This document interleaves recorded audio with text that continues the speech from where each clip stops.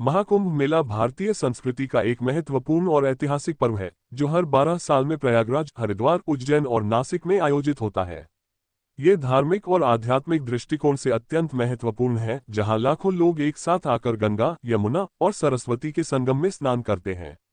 इस मेले का महत्व केवल धार्मिक दृष्टिकोण से नहीं, बल्कि सामाजिक और सांस्कृतिक दृष्टिकोण से भी अत्यधिक है।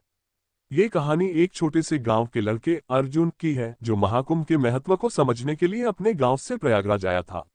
अर्जुन एक साधारण किसान का बेटा था। उसके जीवन में हमेशा संघर्ष और मेहनत रही थी, लेकिन उसके दिल में एक गहरी चाहत थी कि वह अपने जीवन का उद्देश्य समझ सके और कुछ बड़ा कर सके। एक दिन अर्जुन के गांव में महाकुंभ के आयोजन की खबर आई। उसने सुना था कि इस महाकुंभ में स्नान करने से सारे पाप धुल जाते हैं और जीवन में सुख शांति का आगमन होता है। इस समाचार ने अर्जुन को बहुत प्रभावित किया।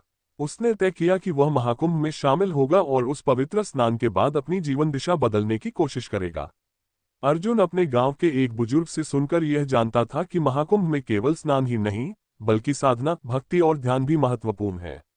यह मेला केवल बाहरी शुद्धता का नहीं, बल्कि आंतरिक शुद्धता का भी प्रतीक है। अर्जुन को ये समझ में आ गया कि महाकुंभ में भाग लेना केवल एक धार्मिक कर्तव्य नहीं, बल्कि आत्मिक उन्नति की दिशा में एक महत्वपूर्ण कदम हो सकता है। अर्जुन ने अपने साथ कुछ पैसे और आवश्यक सामान लिया और यात्रा पर निकल पड़ा। उसने तय किया कि वह केवल स्नान करने के लिए नहीं, बल्कि उस पवित्र संगम के किनारे बैठकर आत्मचिंतन और ध्यान करेगा। रास्ते में उसे कई लोग मिले जो अपने जीवन की कठिनाइयों और संघर्षों के बारे में बता रहे थे, लेकिन वे सभी एक ही उद्देश्य से प्रयागराज जा रहे थे, आत्मा की शुद्धि और मोक्ष की प्राप्ति। अर्जुन जब प्रयागराज पहुंचा तो वहां का दृश्य उसकी कल्पनाओं से भी बढ़कर था। लाखों लोग पवित्र गंगा, यमुना और सरस्वती के संगम में डुबकी लगा रहे थे। हर चेहरे पर एक अद्भुत शांति और संतोष था। उसे लगा जैसे समस्त ब्रह्मांड यहां आकर एक हो गया हो। यहाँ का माहौल किसी अदृश्य शक्ति से भरपूर था।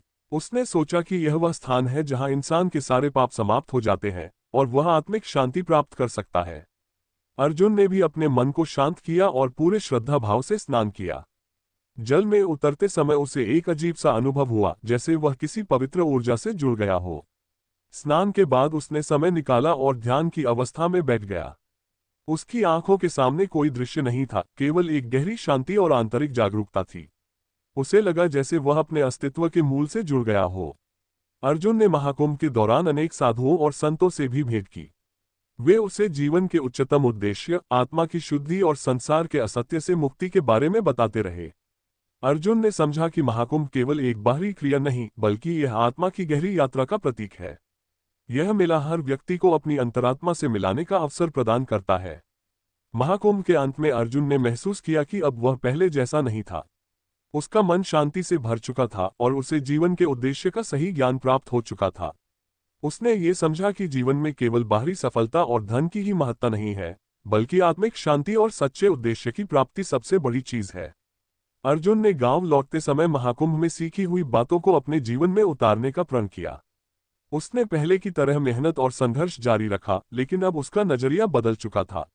वह अब केवल भौतिक सफलता के पीछे नहीं भागता था, बल्कि आत्मिक उन्नति और जीवन के उच्चतम उद्देश्य की ओर अग्रसर था। इस प्रकार अर्जुन की यात्रा महाकुंभ के माध्यम से न केवल एक धार्मिक यात्रा बन गई, बल्कि यह एक गहरी आत्मिक यात्रा में बदल गई। महाकुंभ ने उसे यह सिखाया कि जीवन में असली शांति केवल बाहरी जगत से नहीं, बल्कि अपने भीतर से आती है। और यही सच्ची महाकुंभ की पहचान है, जो व्यक्ति को उसकी आत्मा के सत्य तक पहुंचाती है। महाकुंभ एक ऐसा अवसर है जो हर व्यक्ति को अपने जीवन में एक नई दिशा देने का सामर्थ्य रखता है। ये सिर्फ धार्मिक क्रिया नहीं, बल्कि आत्मिक उन्नति का पवित्र आयोजन है, जो हमें जीवन के वास्तविक अर्थ और उद्देश्य से परिचित कराता है।